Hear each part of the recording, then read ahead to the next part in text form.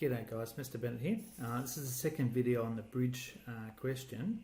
What we're going to do, I've just drawn a bridge here and I've sort of labelled some information. So I'm making the bridge 100 metres wide on the bridge section, and it's got a height of 70 metres. So you can choose a couple of different ways of working out the equation of this particular quadratic. Let's do it both ways to show you. I'm going to use the Intercept method, so it's going to be x take alpha and x take beta.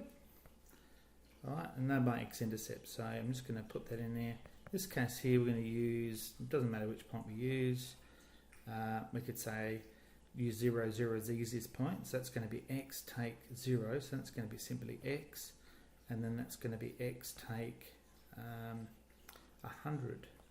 Alright, so they're my 2 points that I'm using. Now I'm going to substitute this point, the vertice point, into the equation to work out what the value of A is. So if I use 50 and 70, put that into the equation, so y is equal to 70 when x is equal to 50.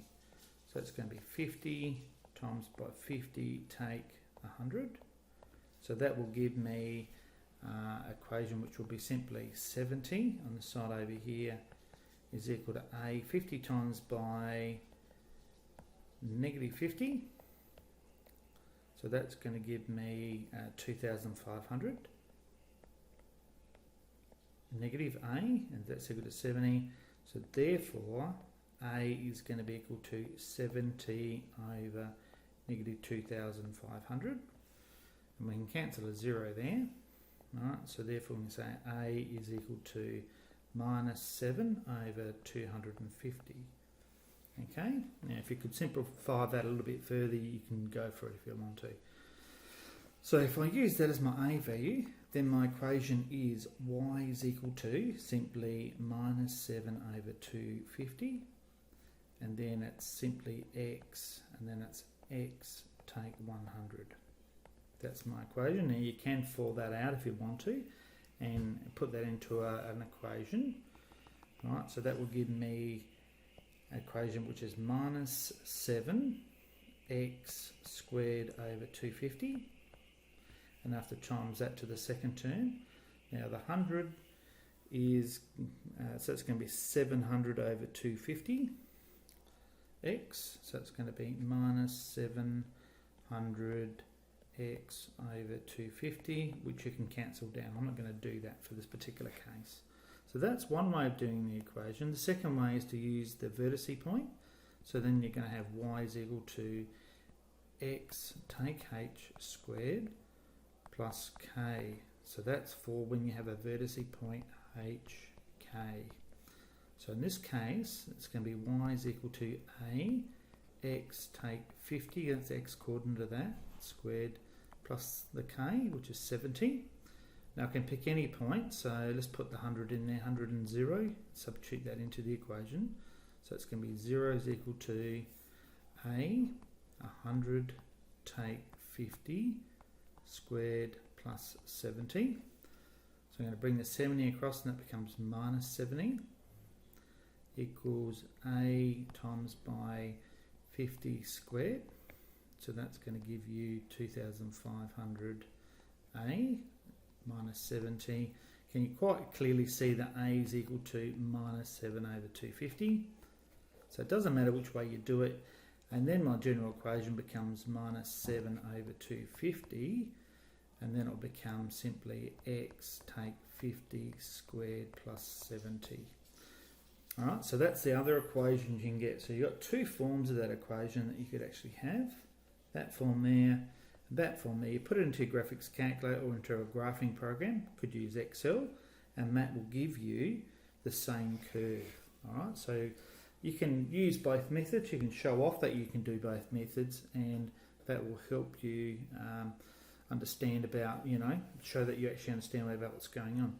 Now, let's say in this bridge, this is the sort of thing you have to better do. You have to do some working out about the materials that you're going to need. Alright, so let's have a look at this one here.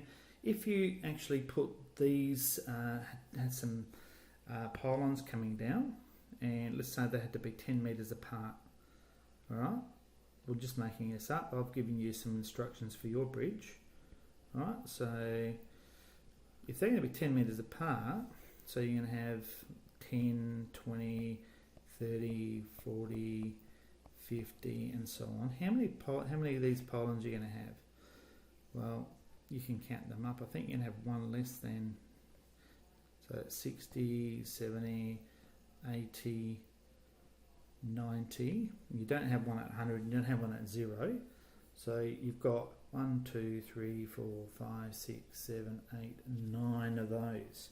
Now what we have to do in this is to actually use our equation to find the y coordinate at each of these points, because that tells you the length of your cable that you actually need, considering we're setting our x-axis to be here and our y-axis to be there. So really it's about above the x-axis. Now if you made your road base at the sea level, then it'll be that value take 40. Alright, so you have to add on the 40 for that. So here's an example of that. If I was using that, let's say we said x is equal to 10. Then if x is equal to 10, then y is equal to simply minus 7 times by 10 squared all over 250. Take 700, well actually 70 over 25x. Let's just cancel it down. X is actually 10, by the way. So then I could actually work that out and I could get an answer for y. Let's just say y worked out to be 20 metres, just because I'm too lazy to do the calculation. Now, would that be correct? Well, we know the maximum that the y value can have is in fact 70, so now we're saying that's 20. Now if that's 20, we know that this is symmetrical, so that's going to be 20 over here. Alright, and if we worked out the next one to be 30, 40, that's going to be 30, 40, and so on. Now, an easy way to do this calculation would be to use either your calculator or to use Excel. Alright, so I'll just quickly show you how to do that. It's actually quite simple. I'll just make it a bit bigger so you can see what's going on. So we might type in on Excel, we might type in our x values. Alright, so we put in our x value there. Alright, so that's going to start at 0 and 10. And then what we're going to do there is we're going to copy that down. So if you highlight those two things there, in my bottom right hand corner, I can drag that down till I go to 100. Alright, so that's my distances there.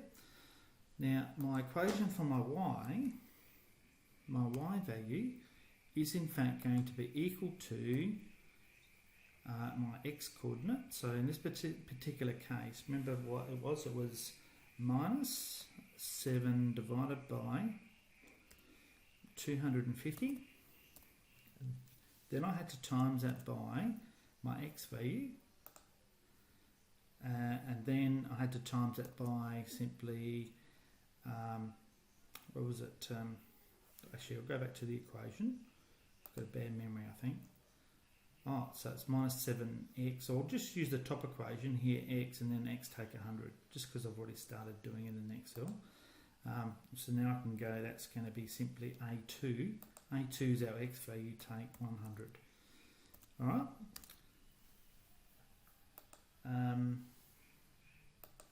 I need to put it times in there, I think. And that gives me a value 0. We would expect that. Now, if we fill that down, that's going to tell us the heights of all of our things over here. So rather than doing one repetitive calculation, now that looks like it's about right, doesn't it? Now, if I added all of those things up by using my sum function, I could actually work out the total length of all of those. Now, I'd have to decide how many of the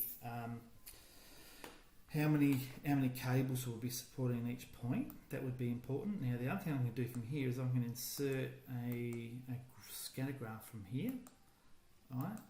And that gives me my particular equation.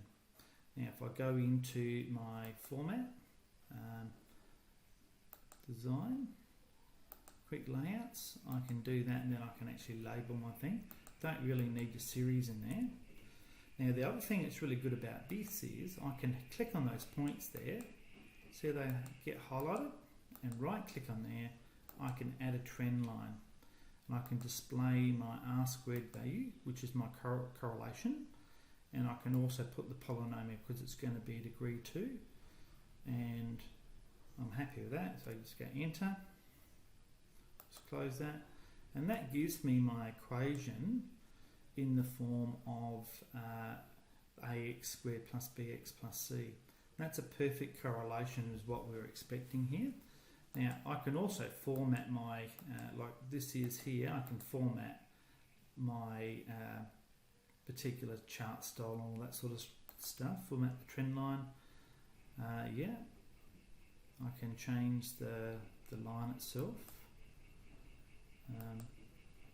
Playing around with it. If you're really interested in that, catch up with me and I'll take you through that. I haven't really got time to show you there now. Alright, so in terms of the whole process here is I could now cut and paste that into my assignment. I've got my particular lengths and I've worked out that. So that's really simple calculation. I can show the difference between using technology and also not using technology. Now if we go back to our assignment, so that there is the most basic thing, depending on how you do it, you've got to work out the length of each of these cables. So definitely need to show that process at least once manually. The rest of the time you can display the answers in a table. If we assume that you could do that equation at least once, that's what we would need to see, and obviously tables are a really good way to summarise all your results. Based on that information, then you'd need to do some calculations to work out the amount of material that you need for your road itself.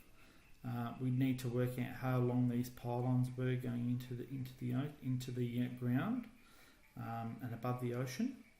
And so most of the assignment is actually a quantity type surveying assignment.